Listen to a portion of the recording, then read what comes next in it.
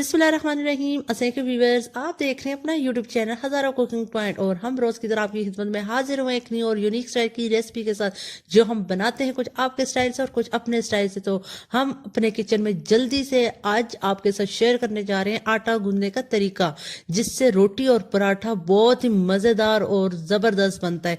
तो जल्दी से यहाँ पे हम अपने किचन में आ चुके हैं और यहाँ पे मैंने 2 कप आटा लिया है और बारीक छाननी में डाला है। सबसे पहले से हम अच्छे से छान लेंगे छन्नी से, क्योंकि आटा जितना भी हम अच्छी क्वालिटी का लें या हम खुद घर का चक्की से पिसवा के लेते हैं जो भी, लेकिन छोटा छोटा दलिया टाइप रह जाता है। यहाँ पे आप देख भी सकते हैं। तो इसलिए इस चीज़ पे कभी नहीं यकीन करना कि आटा बहुत साफ है बहुत फाइन है तो हमने उसी तरह लेके उसकी रोटी बनानी, उससे कभी भी आपकी रोटी या पराठा अच्छा नहीं बनता। इसलिए अच्छे से छान लेना है। तो यहाँ पे हमने आटा छान लिया है और यहाँ पे मैं अपने एक प्लास्टिक का टब है उसके अंदर आटा गूंदूंगी, इसलिए मैंने उसके अंदर ऐड कर दिया है।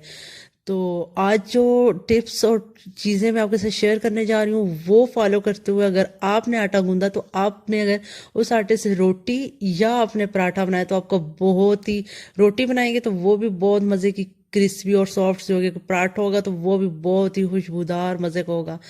तो यहाँ पे सबसे पहले मैंने आधा चम्मच नमक डाला और आधा चम्मच मैंने ज़ीरा डाला।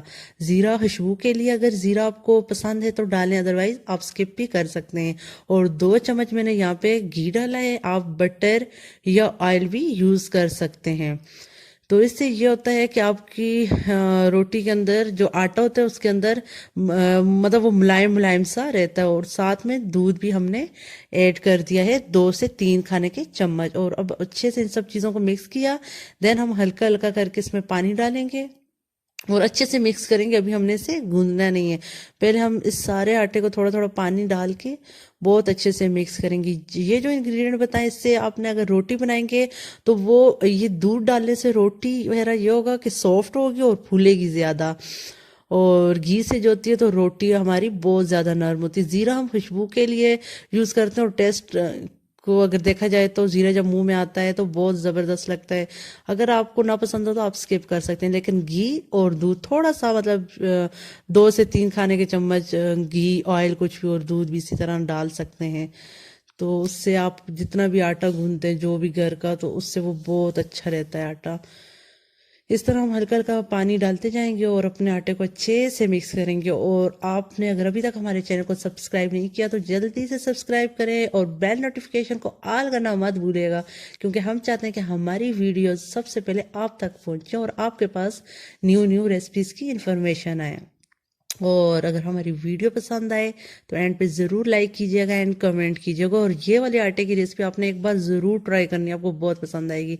देन हमने पानी से सारा आटा जो था वो मिक्स करके और अब आटे के ऊपर थोड़ा सा हमने अपने हाथ में 2-3 चुटकी वो पानी लेके ऊपर आटे के ऊपर लगा दिया है। देन इसे हमने ढाँप दिया है, क्योंकि इसे हमने वो मुक्की जो कहते हैं वो नहीं लगानी, बहुत ज़्यादा नहीं गूंदना, बस इस तरह से करके हमने अच्छे से मिक्सचर बना और छोड़ दिया था 15 मिनट के लिए। तो यहाँ पे 15 मिनट हो चुके हैं, आप देख सकते हैं हमारा आटा बहुत मज़े का सॉफ्ट हो गया, इसके अंदर कोई गुठली नहीं रहती, गूंदने का ज़्यादा टेंशन भी नहीं लेना होता।